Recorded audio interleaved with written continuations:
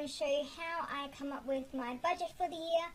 So I came up with a spreadsheet because I was a bit sick of having to get out a piece of paper and you go, okay, like my power bill, I pay that quarterly.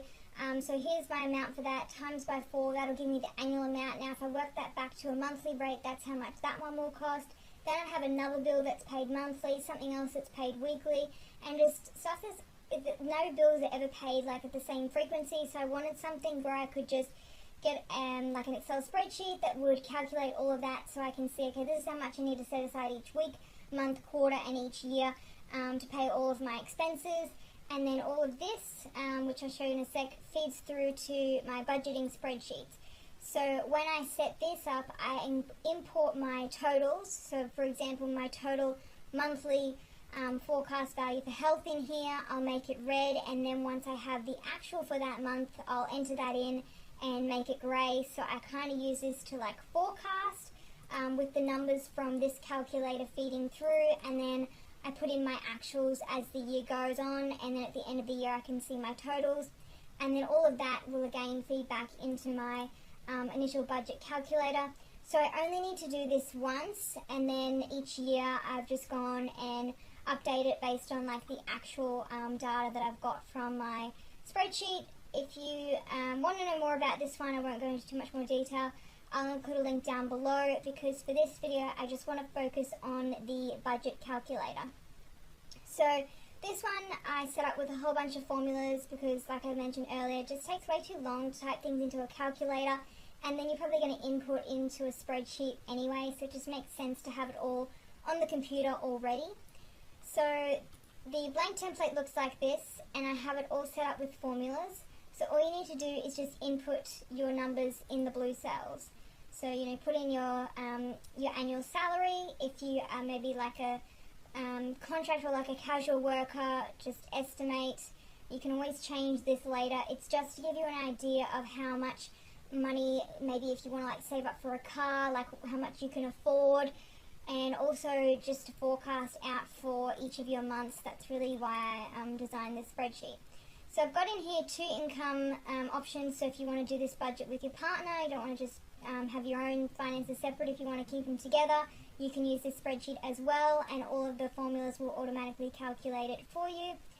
So I may as well just show you the example that I did in here, because I think it's a bit easier to see it with actual numbers rather than just looking at a blank spreadsheet.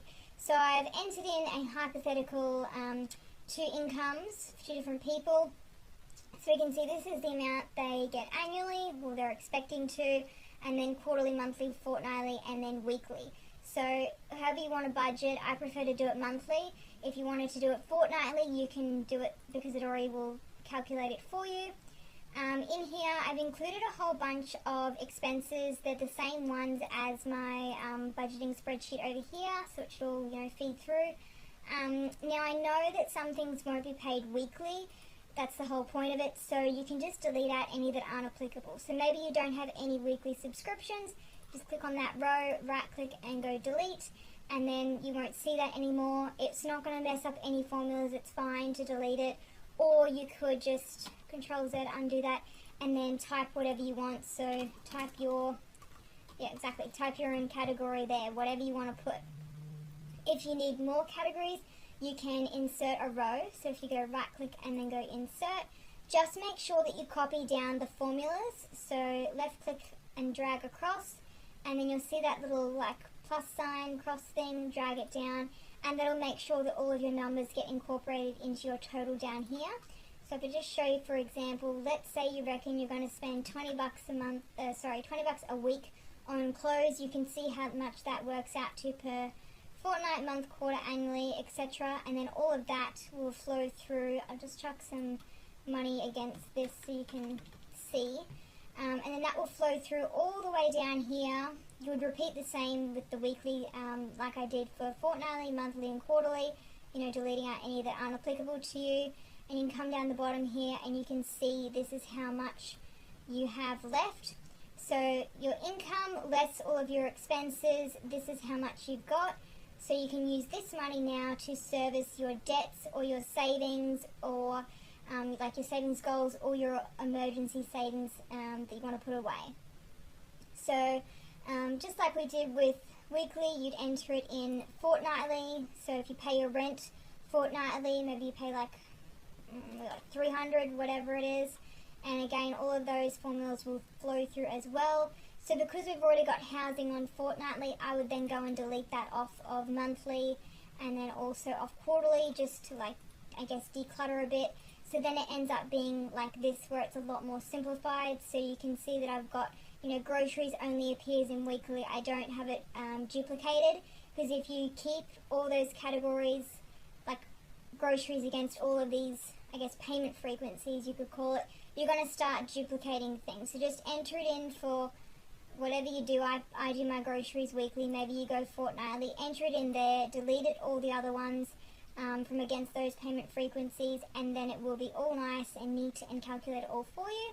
So if we scroll down here, you can see these are my total expenses. This is how much I've got left. So hypothetically, let's say you've got some student loans and you've got to pay your taxes.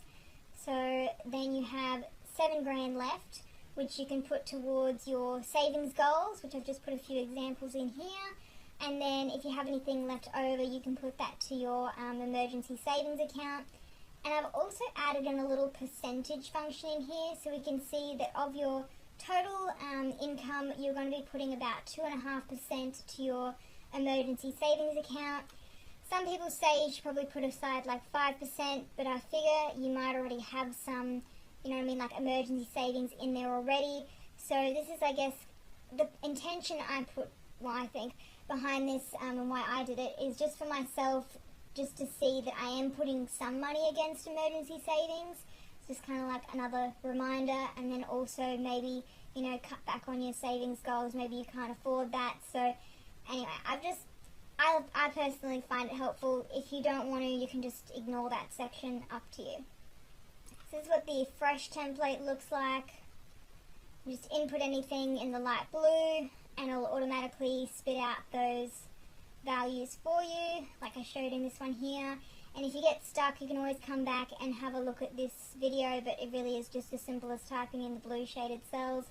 There's also some instructions in here too, again.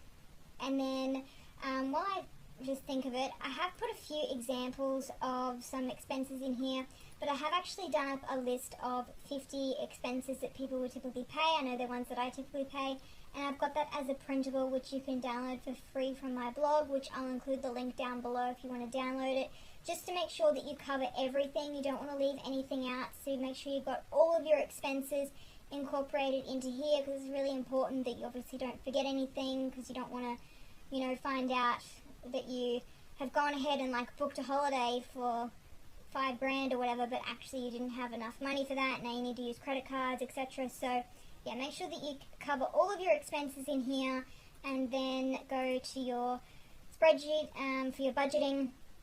Enter them all in. I color them in red font, like red here, red text.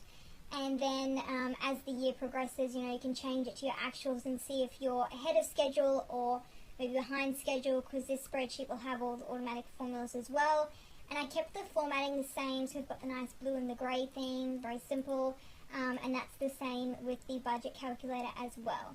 So I hope you found this tutorial helpful. If you have any other questions, just include them down below in the comments, and I'll reply. I'll also include a link to where you can download the calculator from my shop. That link will be down below, along with that list of 50 expenses. And if you want to, you can just refer to that 50 expenses and use it with the printable budget. If you decide maybe this is not the right option for you, you can use that with any type of budgeting system, not just specific to a budget calculator. It's just a generic list of about 50 expenses that you'll probably pay at some point, to make sure you don't miss anything out when you do your budgeting for the new financial year.